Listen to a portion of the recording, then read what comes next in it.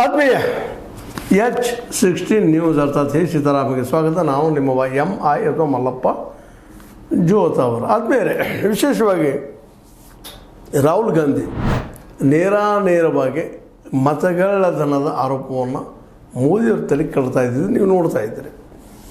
ಇತ್ತೀಚೆಗಂತೂ ರಾಹುಲ್ ಗಾಂಧಿಯವರು ನೇರ ದಾಳಿ BJP ಮೇಲೆ, ಜೊತೆಗೆ RSS ಜೊತೆಗೆ ಮೋದಿ, ಈ ಒಂದು 3 ಪಾಯಿಂಟ್ ಬಿಟ್ಟು ಮತ್ತೊಂದಿಲ್ಲ. ಅದನ್ನೇ ಮಾತಾಡ್ತಾ ಇದ್ದಾರೆ. ಮತಗಳ್ತನ ಆಗ್ಯದ ಅಂತೇಳಿ. ಹೌದು, ಆಗ್ಯದಂತ ಅನ್ನಿಸ್ತಾ ಇದೆ ಇವತ್ತು. ಅದನ್ನು ಕನ್ವಿನ್ಸ್ ಮಾಡ್ತಾ ಇದ್ದಾರೆ ಜನರಿಗೆ. ಹೌದು, ಇಲ್ಲೇ ಈ ಎಲೆಕ್ಷನ್ ಕಮಿಷನ್ ಅನ್ನುವಂಥದ್ದು ಒಂದು ಪಾರ್ಸಾಲಿಟಿ ಮಾಡುವಂಥ ಒಂದು ಸಂಸ್ಥೆ ಇದೆ. ಅದು ಕೇವಲ BJP ಪರ ಇರ್ತದೆ ಅನ್ನೋದನ್ನು ತೋರಿಸುವಲ್ಲಿ ಇಲ್ಲಿವರೆಗೆ ಯಶಸ್ವಿಯಾಗಿದ್ದಾರೆ ಅಂತೇಳಿ ಅನ್ನೋದ್ರ ಎಲ್ಲ ಮತ ಇಲ್ಲ.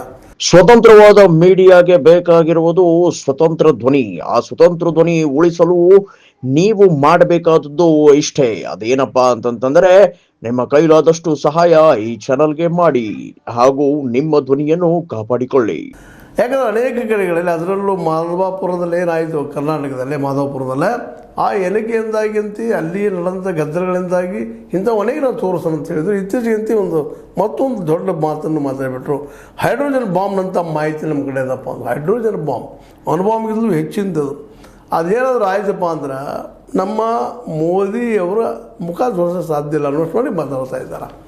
ಹೀಗಾಗಿ ಜನ ನಿಧಾನಕ್ಕೆ ಮೊದಲು ನಂಬಲಿಲ್ಲ. ಮೊದಲು ಸಾಕಷ್ಟು IT ಅವರು ಮತ್ತೊಂದು ಅವರು ಟೀಕೆ ಮಾಡಿದರು, BJP ಮರು ಟೀಕೆ ಮಾಡಿದರು.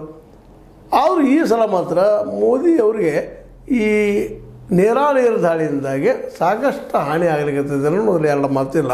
ಸಾಕಷ್ಟು ತೊಂದರೆಗಳು ಆಗ್ತಾಯಿದ್ದಾವೆ. ಅದರಲ್ಲೂ ರಾಹುಲ್ ಗಾಂಧಿ ಇವನ್ನ ಟೀಕಾ ಮಾಡಿದಷ್ಟು ಅದಕ್ಕೆ ಬೇಕಾದಂಥ ಒಂದು ಮಟೀರಿಯಲ್ಸ್ ಏನು ಕೊಡ್ತಾ ಇದ್ದಾರೆ. ಹೌದು, ನಡೆದು ಸತ್ಯಪ್ಪ. ಇದು ಇಲ್ಲಿ ಪ್ರಜಾಪ್ರಭುತ್ವವಿಲ್ಲ, ಒನ್ ಮ್ಯಾನ್ ಶೋ ಅದ. ಅವ್ರಿಗೆ ಬೇಕಾದಂಥದ್ದೆಲ್ಲ ವ್ಯವಸ್ಥೆಗಳಿದ್ದಾವೆ.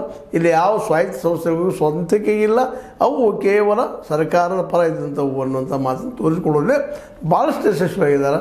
ಯಶಸ್ವಿಯಾಗೋದ್ರಿಂದಾಗಿ ಸಹಜವಾಗಿ ಇವತ್ತು ಎಲೆಕ್ಷನ್ ಕಮಿಷನ್ ಅನ್ನುವಂಥದ್ದು ಜನರ ಮುಂದೆ ಖಳನಾಯಕ ಏನಪ್ಪ ಅನ್ನುವಂಥ ಭಾವನೆ ಮೂಡಿಸುವಲ್ಲಿ ಯಶಸ್ವಿಯಾಗಿದ್ದಾರೆ. ಯಾಕಂದರೆ ಎಲ್ಲದಕ್ಕೂ ಅವರು ದಾಖಲೆ ಕೊಟ್ಟು ವ್ಯವಹಾರ ಮಾಡ್ತಾ ಇದ್ದಾರೆ. ಹಂಗೆ ಹೇಳ್ತಾ ಇಲ್ಲ. ಅದಕ್ಕೆ ಅವ್ರು ಬೇಕಾದ್ರೆ ಸುಪ್ರೀಂ ಕೋರ್ಟ್ ಹೋಗ್ರಿ, ಮತ್ತೆ ಹೋಗ್ತಾರೆ, ಹೋಗ್ರಿ, ಕೇಳಿ ನಾವು ರೆಡಿ ಇದ್ದೀವಿ ಅನ್ನುವಂಥ ಹೋರಾಟ ನಡೆಸಿದ್ದಾರೆ. ಮತ್ತು ಆಲ್ರೆಡಿ ಅದರ ಮೇಲೆ ಈಗ ರಿಸರ್ಚ್ ನಡೆಸಿದ್ದಾರೆ. ರಿಸರ್ಚ್ ನಡೆಸಿ ಎಲ್ಲೆಲ್ಲಿ ಏನು ನಡೆದ, ಏನು ಮತ ಹೆಂಗೆ ಬೋಗಸ್ ಆಗ್ತಾಯಿದ್ದು, ಏನು ಅವ್ರ ಅನಾಲಿಸಿಸ್ ನೋಡಿದ್ರೆ ಎಷ್ಟು ಮಟ್ಟಿಗೆ ನಡೀತಾ ಇದೆ. ಬೋಗಸ್ ಮತದಾನ ಆಗಿರ್ಬೋದು. ಬೋಗಸ್ ಮತದಾನಕ್ಕೆ ಯಾವುದು ಇಲ್ಲೀಗ ಅನ್ನೋದು ನಿಮಗೆ ಗೊತ್ತು. ಯಾಕಂತಂದ್ರೆ ಹೊಸ ಮತದಾನ ಸೃಷ್ಟಿ ಮಾಡಿಬಿಟ್ಟಾರ್ರಿ. ಒಂದು ಸಣ್ಣ ಮನೆಯೊಳಗೆ 100 ಜನ ಇರೋದು. ಅದನ್ನು ಅಪ್ಲೋಡ್ ಮಾಡ್ತಾ ಹೋಗುವಂಥ ಬೇರೆ ಬೇರೆ ರಾಜ್ಯಗಳಲ್ಲಿ ಅದರ ಸೇಮ್ ಹೆಸರು ಅನೇಕ ಓಟುಗಳು. ಹೀಗಾಗಿ ಒಂದೊಂದು ಕ್ಷೇತ್ರದಲ್ಲಿ ಕಡಿಮೆ ಅಂದ್ರೆ 50,000 1 ಲಕ್ಷ ಓಟುಗಳು ಡಿಫ್ರೆನ್ಸ್ ಕಾಣೋದ್ರಿಂದಾಗೆ ಸಹಜವಾಗಿ ಅದರ ಪ್ರತಿಫಲ ಯಾರಿಗೆ ಸಿಗ್ತದಪ್ಪ ಅಂದರೆ BJP ಸಿಗ್ತದೆ ಅನ್ನೋಂಥದ್ದು ಯಾರಿಗೂ ಅನ್ನಿಸ್ತದೆ. ಹೀಗಾಗಿ ಇವತ್ತು ರಾಹುಲ್ ಗಾಂಧಿಯವರ ಪ್ರತಿ ಮಾತು ಸಹಿತ ಹೌದಪ್ಪ ಇದು ಸತ್ಯದ ಅನ್ನುವಂಥ ಮಾತು. ಮೊದಲಿಗೆ ಈ ಬೋಗಸ್ ಮತದಾನ ಮಾಡೋದು, ರಿಗ್ಗಿಂಗ್ ಮಾಡೋದು, ಮತ್ತೇನು ಮಾಡೋದು, BJPಗೆ ಕರೆಸಿದವರ ಕಾಂಗ್ರೆಸ್ಸಿಗರು ಅನ್ನೋದ್ರ ಎರಡು ಮಾತೇ ಇಲ್ಲ. ಆದರೆ ನಂತರ ದಿನಗಳಲ್ಲಿ ಕಾಂಗ್ರೆಸ್ನ ಮೀರಿಸುವಷ್ಟು ಈ ಒಂದು ಕೆಲಸಗಳನ್ನು ಮಾಡೋರಿಗೆ BJPನೂ ಮೈರಾಗಿ ಹೋಗ್ಬಿಟ್ಟದ. ಅದಕ್ಕಾಗಿ ಹೆಂಗೆ ಗೆಲ್ಲಬೇಕಪ್ಪ, ನಾವು ಯಾವ ರೀತಿ ಗೆಲ್ಲಬೇಕು ಅವರು ಮೈರಾಗಿದ್ದಾರೆ. ನಾವು ಈ ರೀತಿ ಹೋದ್ರೆ ಆಯ್ತಪ್ಪ ಅಂತ ಅಂದ್ರೆ ಒಬ್ಬನ ಹೆಸರಲ್ಲೇ 100 ಓಟ್ಗಳನ್ನು ಮಾಡಿ ಆ ಓಟ್ಗಳನ್ನು ಇಲ್ಲೇ ಹಾಕಿಸುವಂಥ ಪ್ರಯತ್ನ ಮಾಡುವಂಥದ್ದು. ಯಾಕೆಂದ್ರೆ ಒಂದು ಯಾವುದೇ ಕ್ಷೇತ್ರದಲ್ಲಿ ಅದು ಭಾಳ ಡಿಫ್ರೆನ್ಸ್ ಇರೋದಿಲ್ಲ ರೀ. ಆಡಳಿತಾರೂಢ ಮತ್ತು ಈ ಒಂದು ವಿರೋಧ ಪಕ್ಷದ ಮಧ್ಯದಲ್ಲೇ ಭಾಳ ಅಂದರೆ ಒಂದು 2-3% ಡಿಫ್ರೆನ್ಸ್ ಆಗ್ತಿರ್ತದೆ. 2-3% ಓಟ್ಗಳು ಆ ಕಡೆ ಹೋದ್ರೆ ಅದು ಗೆಲ್ತದೆ, ಈ ಕಡೆ ಬಂದರೆ ಇದು ಗೆಲ್ತದೆ. ಅಂದರೆ ಕಾಂಗ್ರೆಸ್ ಗೆಲ್ತದೆ, ಅದು BJPನೂ ಗೆಲ್ತವಂತ. ಈ ತಂತ್ರಗಾರಿಕೆ ಮೋದಿ ಅವರು, ಶಾ ಅವರು ಮಾಡಿದ್ದಾರೆ ಅಂತೇಳಿ ಅದಕ್ಕೆ ತಮಗೆ ಬೇಕಾಗುವಂತಹ ಒಬ್ಬ ವ್ಯಕ್ತಿಯನ್ನು ಎಲೆಕ್ಷನ್ ಕಮಿಷನ್ ಮಾಡಿಕೊಂಡು 2-1ರಿಂದ ಕಾನೂನು ಮಾಡಿಬಿಟ್ರೆ ಒಂದು ನಿಗ್ರಹ ಬೇಡಪ್ಪ ಇರ್ತದೆ ಅಂತೇಳಿ 2-1ರಿಂದ ತಮ್ಮ ಮೆಜಾರಿಟಿ ನಡೆಯುವಂಗೆ. ಮತ್ತು ಅದು ಮೆಜಾರಿಟಿ ಪ್ರಶ್ನೆ ಬರುವುದಿಲ್ಲ. ಯಾಕಪ್ಪ ಅಂದರೆ ಒಂದು ಪ್ರಧಾನಿ ಅವ್ರು ಓಟ್ ಹಾಕಬೇಕು, ಎರಡನೇದು ಕ್ಯಾಬಿನೆಟ್ ಆಫ್ ಮಿನಿಸ್ಟರ್. ಪ್ರಧಾನಿ ಮಿನಿಸ್ಟರ್ ಇದ್ದಾಗ ಪ್ರಧಾನಿ ವಿರುದ್ಧ ಹಾಕ್ತಾನೆ ಬರ್ತಾವ, ಎಂದೂ ಸಾಧ್ಯ ಇಲ್ಲ. ಒಂದು ವಿರೋಧ ಪಕ್ಷದವರ ಏನು ವಿರೋಧ ಮಾಡಿ ಏನು ಮಾಡ್ತೀರಪ್ಪ ನೀವು, ಸ್ಟ್ಯಾಂಡ್ ಆಗೋದಿಲ್ಲ ಅಂದಾಗ ಸಹಜ ನಾವು ಮಾಡ್ತಾ ಹೋಗ್ಬೋದು ನಾವು ನೋಡ್ತಾ ಇದ್ದೀವಿ. ಅಂದ್ರೆ ಇದರ ಅರ್ಥ ಏನಪ್ಪ ಅಂತಂದ್ರೆ ಬೋಗಸ್ ಓಟಿಗಿಂತ ಮುಂದಿಂದು ಗಿಗ್ಗಿಂಗ್ ಇದ್ಲು ಒಟ್ಟಲ್ಲಿ ಅವರು ಬರ್ತಾರೆ ಸಮಯದಲ್ಲಿ ಹಾಕ್ತಾರೆ, ಹೋಗಿಬಿಡ್ತಾರೆ. ನಂತರ ಅವರು ಎಲ್ಲಿರ್ತಾರೆ, ಏನು ಎಂತು ಯಾವುದೂ ಗೊತ್ತಾಗೋದಿಲ್ಲ ಅನ್ನೋದು ಈಗ ಲಕ್ಷಾಂತರ ಮತಗಳನ್ನು ತೋರಿಸ್ತಾ ಇದ್ದಾರೆ ನಮ್ಮ ಏನಪ್ಪ ಅಂತಂದ್ರೆ ಈ ನಮ್ಮ ರಾಹುಲ್ ಗಾಂಧಿಯವರು. ಇದರಿಂದಾಗಿ ಜನ ನಾಡಿನ ತುಂಬ ದೇಶದ ತುಂಬ ಎಲ್ಲರೂ ಹೌದು ಅವ್ರು ಹೇಳೋದ್ರಲ್ಲಿ ಕರೆ ಐತಲ್ಲ, ಗೆಲ್ಲೋದು ಸುಲಭ ಐತಿ. ಡೈರೆಕ್ಟಾಗಿ ಮತದಾರ ಮಾಡಿಕೊಂಡು ಮತದಾರ ತನ್ನ ಇಟ್ಕೊಂಡು ಆ ಮತದಾರ ತರೋದು ಓಟ್ ಹಾಕ್ಸೋದು ಹೋಗಿಬಿಡೋದು. ನಂತರ ಎಲ್ಲಿರ್ತಾರೋ ಗೊತ್ತಿಲ್ಲ. ಇಂಥ ಒಂದು ಪ್ರಸಂಗ ಇವತ್ತು ಅನೇಕ ವೋಟರ್ಗಳು ಎಲ್ಲಿರ್ತಾರೆ ಅವ್ರ ನಿಜವಾದ ಅಡ್ರೆಸ್ ಎಲ್ಲಿರೋದು ಕಂಡು ಹಿಡಿದು ಅಷ್ಟೇ ಕಷ್ಟ ಆಗಿಬಿಟ್ಟದ.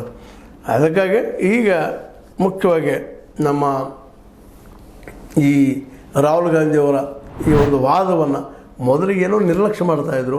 ಅದೇ ಮತದಾನ ಕಳ್ತನ ಆಗ್ತದ್ರಿ ಹಾಗೆ ಹೇಗೆ ಅಂತೇಳಿ ಇವತ್ತು ನಿಧಾನಕ್ಕೆ ಅವ್ರಿಗೂ ಅನಿಸ್ಲಿಕ್ಕೆ ಹೌದಲ್ಪ ಇದು ಆಗಿದ್ದು ಆಗುವಂಗಾದ್ರೆ ಸಾಧ್ಯ ಅಂತೇಳಿ. ಅದಕ್ಕಾಗಿ ಇವತ್ತು ಮುಂಬರುವ ಬಿಹಾರ ಚುನಾವಣೆ ಅಂತೂ ಇನ್ನೊಂದು ಏನೋ ಒಂದು ಹೆಜ್ಜೆ ಮುಂದೆ ಹೇಳ್ಬೋದು. ಅದಕ್ಕೆ ಈ ಮುಂದಿನ ನಮ್ಮ ಚುನಾವಣೆಗಳಿಗೆ ಒಂದು ಹಣೆಬರ ಬರೆಯುವಂಥದ್ದು ಆಗ್ಯದ ಅಂತಿದ್ದು. ಹೇಗೆ ಬಿಹಾರದಲ್ಲಿ ಏನಾದರೂ ಗೆದ್ದರೆ ಮೆಜಾರಿಟಿ ಮಾಡಿಕೊಂಡ್ರೆ ನಿಶ್ಚಿತವಾಗಿಯೂ BJP ಕೆಟ್ಟ ಕಾಲ ಶುರು ಆಯ್ತಪ್ಪ ಅನ್ನೋದ್ರಲ್ಲಿ ಎರಡು ಮಾತಿಲ್ಲ. ಯಾಕೆ ಮುಂಬರುವುದಲ್ಲೇ ಅದರ ನಂತರ ವೆಸ್ಟ್ ಬೆಂಗಾಲದ ಮುಖ್ಯ ಮುಖ್ಯ ರಾಜ್ಯಗಳಿದೋ ಅಲ್ಲೆಲ್ಲ ಎಲೆಕ್ಷನ್ ನಡೀತಪ್ಪ ಅಂತಂದರೆ ಇದು ಪ್ರಭಾವ ಹಾಗೇ ಆಗ್ತದೆ. ಹೀಗಾಗಿ ಈ ಒಂದು ನಮ್ಮ ರಾಹುಲ್ ಗಾಂಧಿಯವರ ಅಥವಾ ವಿಪಕ್ಷ ನಾಯಕರ ದಾಳಿಯನ್ನು ನೋಡಿದಾಗ ಸಹಜವಾಗಿ ಯಾರಿಗಾದರೂ ಇದನ್ನು ಆಗ್ಬೋದೇನಪ್ಪ ಅನ್ನುವಂಥದ್ದು, ಜೊತೆಗೆ ಇದರಿಂದ ಅನೇಕರಿಗೆ ಹಾಯ ಆಗ್ಬೋದಾ ಅಥವಾ ಪೂರ್ಣ ನಾಶ ಹೋಗ್ಬೋದಾ. ಯಾಕಂದ್ರೆ ಹೈಡ್ರೋಜನ್ ಬಾಂಬಪ್ಪ ಅಂದ್ರೆ ಅದು ಸಾಮಾನ್ಯ ಅಲ್ಲದು, ಅದು ಪೂರಾ ಇಡೀ ಜನಾಂಗವನ್ನು ತೆಗೆದುಕೊಂಡು ಹೋಗುವಂಥದ್ದು ಆಗೋ ಸಾಧ್ಯಗಳು ಹೆಚ್ಚಿದಾವೆ. ಹೀಗಾಗಿ ಆ ಬಾಂಬ್ ಹಾಕಬೇಡ್ರಪ್ಪ ಅಂತ ಎಲ್ಲರೂ ಕೇಳ್ಕೊಳ್ತಾ ಇದ್ದಾರೆ. ಆದ್ರೆ ಇವತ್ತು ನಮ್ಮ ರಾಹುಲ್ ಗಾಂಧಿಯವರು ಈ ಒಂದು ಮತದಾರ ಅಧಿಕಾರ ಯಾತ್ರೆಯಲ್ಲಿ ಜೋರ್ದಾರಾಗಿ ಮೋದಿಯವ್ರಿಗೆ ಅಟ್ಯಾಕ್ ಮಾಡ್ತಾ ನಡೆದಿದ್ದಾರೆ. ಹೀಗಾಗಿ ಇವತ್ತು ಗೆಲ್ಲೂರು ಸಂಘ ಬೇರೆ ಅದ, ಕೇವಲ ಹೆಸರಿಗೆ ಎಷ್ಟೇ ಓಟರ್ಸಿರ್ತಾರೆ ಇವರು ಅನ್ನುವಂಥ ಒಂದು ರುಜುವಾತನ್ನು ಮಾಡುವಲ್ಲೇ ಇದರಲ್ಲಿ ಯಶಸ್ವಿ ಆಗ್ತಾರೆ ನಮ್ಮ ರಾಹುಲ್ ಗಾಂಧಿಯವರು. ಇದನ್ನು ಸರಿಯಾಗಿ ನೆನಪಿಟ್ಕೊಂಡು ನಾವು ವರ್ಕ್ ಮಾಡಿದ್ದಾರೆ. ನಿಶ್ಚಿತವಾಗಿಯೂ ಇಲ್ಲೇ ರಾಹುಲ್ ಗಾಂಧಿಯವರು ಈ ಮುಂಬರುವ ದಿನಗಳಲ್ಲಿ ಒಬ್ಬ ನಾಯಕರಾಗಿ ಹೊರಹೊಮ್ಮುವುದರಲ್ಲಿ ಎರಡು ಮಾತಿಲ್ಲ, ಹೊಮ್ತಾರೆ ಅನ್ನೋಂಥ ವಿಚಾರಗಳು ಕಂಡು ಬರ್ತಾ ಇದ್ದಾವೆ. ಒಟ್ಟಾರೆಯಾಗಿ ಈ ರಾಹುಲ್ ಗಾಂಧಿಯವರು ಇತ್ತೀಚಿನ ದಿನದಲ್ಲೇ ತಮ್ಮದೇ ಆದ ನಾಯಕತ್ವವನ್ನು ಬೆಳೆಸಿಕೊಳ್ಳುವ ಜೊತೆಗೆ ಯಾವ ರೀತಿ ನಾವು ಗೆಲ್ಲಬಹುದು ಅನ್ನುವಂಥ ಒಂದು ವಾಮ ಮಾರ್ಗ ಹಿಡಿಲಾರದ ಸರಳ ಮಾರ್ಗದಲ್ಲಿ ನಡೆಯೋದ್ರಿಂದ ಜನರು ನಂಬ್ತಾ ಇದ್ದಾರೆ. ಯಾಕಂದರೆ ಅವರು ಗೆಲ್ಲೋದಕ್ಕಾಗಿ ಏನು ಹೇಳ್ತಾ ಇಲ್ಲ, ಇದ್ದು ಫ್ಯಾಕ್ಟ್ರಿಗಳನ್ನ ಮಾತಾಡ್ತಾ ಇದ್ದಾರೆ. ಅದಕ್ಕಾಗಿ ಜನರು ನಿಧಾನಕ್ಕೆ ರಾಹುಲ್ ಗಾಂಧಿಯವ್ರನ್ನ ನಂಬುವಂಥ ಜನರಿಗೆ ಹೆಚ್ಚಾಗೋದ್ರಿಂದಾಗಿ ಈ ಒಂದು ಏನು ರಾಹುಲ್ ಗಾಂಧಿಯವ್ರು ಮಾತಾಡುವಂಥ ಮಾತುಗಳು ಸಹಜವಾಗಿ ಎಲ್ಲರಿಗೂ ಇಷ್ಟ ಆಗ್ತಾ ಇದ್ದಾವೆ. ಮತ್ತು ಜೊತೆಗೆ ಇದು ಒಂದು ರೀತಿಯಿಂದ ಇಡೀ ಒಂದು ಇವತ್ತಿನ ರಾಜಕೀಯ ವ್ಯವಸ್ಥೆಗೆ ಹೊಸದೇನಾದ್ರು ಚಾಲನೆ ಕೊಡ್ಬೋದಾ ಅಂಥೇಳಿ. ಅದು ಒಂದು ವೇಳೆ ಸಾಧ್ಯ ಆಯ್ತಪ್ಪ ಅಂತಂದರೆ ನಿಜವಾಗಿಯೂ ಈ ದೇಶದ ರಾಜಕೀಯದಲ್ಲಿ ಬದಲಾವಣೆ ಆಗೋದ್ರಲ್ಲಿ ಎರಡು ಮಾತಿಲ್ಲ. ಯಾವ ಬದಲಾವಣೆ ಅಂದರೆ ಹೇಳಿದ್ದೇನೆ ನಿಮಗೆ, ಮೊದಲನೇದಾಗಿ ಬದಲಾವಣೆ ಆಗಬೇಕಾಗಿದ್ದು ಇಲೆಕ್ಷನ್ ಕಮಿಷನ್ ಪ್ರಾಮಾಣಿಕವಾಗಿ ಮತ್ತು ಸ್ಪಷ್ಟವಾಗಿ ಎಲ್ಲರಿಗೂ ಗೊತ್ತಾಗೂ ಎಲೆಕ್ಷನ್ ನಡೆಸುವಂಥದ್ದಾಗಬೇಕು. ಬೋಗಸ್ ಓಟ್ ಆಗುವುದಾಗಲಿ ಮತ್ತೊಂದು ಓಟ್ ಆಗೋದಾಗಲಿ ಇದರಲ್ಲಿ ಆಗಲೇಬಾರ್ದು ನಾವು ಹೇಳ್ತಾನೆ ಇರ್ತೀವಿ ಮೇಲ್ಮೇಲೆ, ಅದು ಹಾಗೇ ಆಗ್ತಿರ್ತದೆ. ಅದಕ್ಕೆ ಈ ಸಲ ಈ ಹಿನ್ನೆಲೆಯಲ್ಲಿ ಏನಾದರೂ ಒಂದು ಹೊಸ ಪರಿವರ್ತನೆ ಆಯ್ತಪ್ಪ ಅಂತಂದ್ರೆ ರಾಹುಲ್ ಗಾಂಧಿಯವರು ಇನ್ನೊಬ್ಬ ಹೊಸ ನಾಯಕನಾಗಿ ಬರುವ ಸಾಧ್ಯತೆಗಳು ಇದ್ದಾವೆ. ಜೊತೆಗೆ ಈ ರಾಜಕೀಯ ವ್ಯವಸ್ಥೆಯೂ ಬದಲಾಗ್ಬೋದಾ ಮತ್ತು ಆರ್ಥಿಕ ವ್ಯವಸ್ಥೆಯೂ ಬದಲಾಗಬಹುದಾ ಅನ್ನೋಂಥ ಪ್ರಶ್ನೆಗಳು ಈ ಸಂದರ್ಭದಲ್ಲಿ ಹುಡ್ತಾ ಇರ್ತವೆ. ಯಾಕಂದರೆ ಎಲ್ಲ ಕಡೆ ಭ್ರಷ್ಟಾಚಾರ ಅದು ಇದು ಹೋಗಿ ಜನ ಸಾಕಷ್ಟು ಬೆಳೆಸ್ತಿದ್ದಾರೆ, ಪ್ರಜಾಪ್ರಭುತ್ವದಲ್ಲೂ ಸಾಕಷ್ಟು ಮಾತಾಡ್ತಾರೆ, ಆದರೆ ಆಗ್ತಾಯಿಲ್ಲ. ಇಲ್ಲೆಲ್ಲ ಯಾರ ಕೈಯಲ್ಲಿ ಬೆತ್ತದರ ಅವ್ರದ್ದು ಏಮೆ ಅನ್ನುವಂಥ ಪರಿಸ್ಥಿತಿ ಬಂದು ನಿಂತಿದ್ವಿ ನಾವು.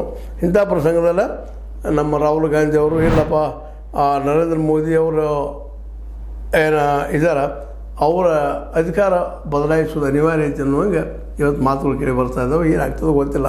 ಬಟ್ ಒಂದಿಗೆ ಮಾತ್ರ ಆಗ್ತದೆ, ರಾಹುಲ್ ಗಾಂಧಿಯವರು ಮಾತ್ರ ನಿಶ್ಚಿತವಾಗಿ ವಿರೋಧ ಪಕ್ಷದ ನಾಯಕಿಯಾಗಿ ಹೊಮ್ಮುವುದಷ್ಟೇ ಅಲ್ಲ, ಒಬ್ಬ ಮೋದಿಯವರು ಪ್ರತಿಸ್ಪರ್ಧಿಯಾಗಿ ಗೆದ್ದು ನಿಲ್ತಾ ಇದ್ದಾರೆ ಅನ್ನೋದ್ರಲ್ಲಿ ಎರಡು ಮಾತಿಲ್ಲ ಅಂತ ಹೇಳ್ತಾ ಈ ಒಂದು ಹೈಡ್ರೋಜನ್ ಬಾಂಬ್ನಂಥ ಮಾಹಿತಿ ನಾನು ಹೇಳ್ತಾ ಇದ್ದಾರಲ್ಲ, ಅದು ಇತ್ತು ಅಂದರೆ ಇನ್ನೂ ಅಷ್ಟು ಜೋರು ಹಿಡಿತದೆ ಇನ್ನು ಮುಂದಿನ ದಿನದಲ್ಲಿ ಅಂತ ಹೇಳ್ತಾ ಅದು ಆದಷ್ಟು ಬೇಗನೆ ಮಾಡಲಿ. ಮಾಹಿತಿ ಹಕ್ಕಿನ ನೆಲೆಯಲ್ಲಿ ಮತದಾರ ಅಧಿಕಾರ ಯಾತ್ರೆ ಮೂಲಕ ಮತದಾರ ಪಟ್ಟಿ ಹೊರಗೆ ಬಂದ ಬೋಗಸ್ ಯಾರು ಏನು ಜನಕ್ಕೆ ಗೊತ್ತಾಗಿಲ್ಲ ಅಂತ ಹೇಳ್ತಾ ಇದು ನಿಮಗೆ ಲೈಕ್ ಆಗಿರ್ಬೋದು. ಲೈಕ್ ಮಾಡಿ ಶೇರ್ ಮಾಡಿ ಕಮೆಂಟ್ ಮಾಡಿ ಜೊತೆ ಸಬ್ಸ್ಕ್ರೈಬ್ ಆಗೋದನ್ನು ನಿಲ್ಲಿಸ್ಬೇಡ್ರಿ. H16 ನ್ಯೂಸ್ ಅರ್ಥಾತ್ ಸತ್ಯದ ಕೈಗೆ ನಡಿ ವಂದನೆಗಳು.